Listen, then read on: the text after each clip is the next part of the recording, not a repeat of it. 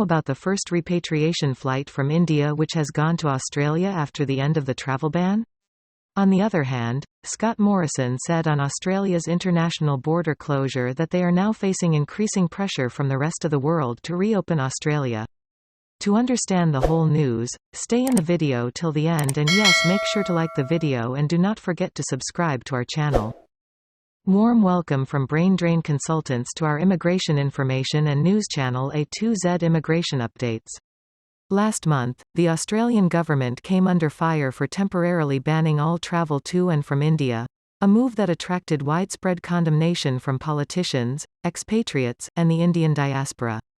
Following a temporary ban on all travel from the COVID-ravaged country last month, Australia's first repatriation flight from India took place on Saturday, with 80 passengers arriving in Darwin from New Delhi.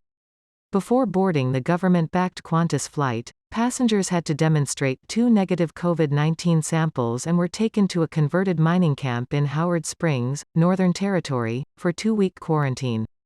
A total of 70 passengers were barred from boarding the flight on Friday after they or their close contacts tested positive for the coronavirus. In a televised briefing, Treasurer Josh Frydenberg said, "We're following medical advice and ensuring that we protect Australians here, and I'm delighted that that first flight has arrived, and there will be more flights to come.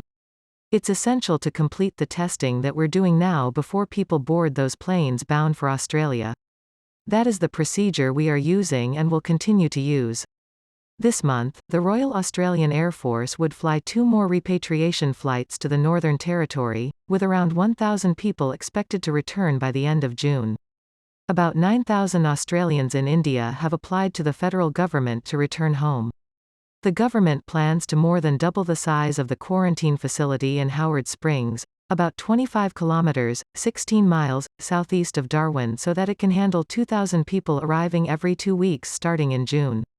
Over the last 3 weeks, India has registered more than 300,000 infections a day, crippling the country's healthcare system and leaving millions without hospital beds, oxygen, and adequate treatment.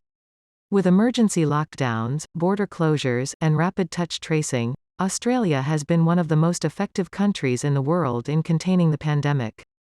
Since the beginning of the pandemic, it has recorded just 29,950 coronavirus infections and 910 COVID-19 deaths. Scott Morrison has warned it is not safe for Australia to turn the switch on its international border closure.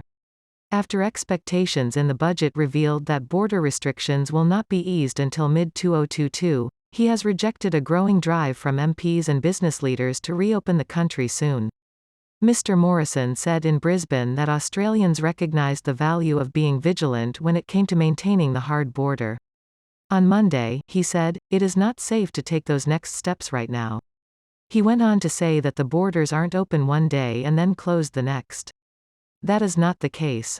We're working on the next steps, and there's a sliding scale here. Mr. Morrison said the next measures would include exempting fully vaccinated Australians from domestic restrictions and allowing foreign students and skilled migrants to return to help with labour shortages. He mentioned that there are some practical problems that we are currently addressing and seeking solutions for, and that he is looking forward to further discussions with the Singapore government about the country's potential as the next travel bubble destination. We hope that you will like our efforts to provide accurate information to you, and you will definitely like, share, and subscribe to our channel. And of course, don't forget to press the bell icon. Thanks for watching. See you again with another video.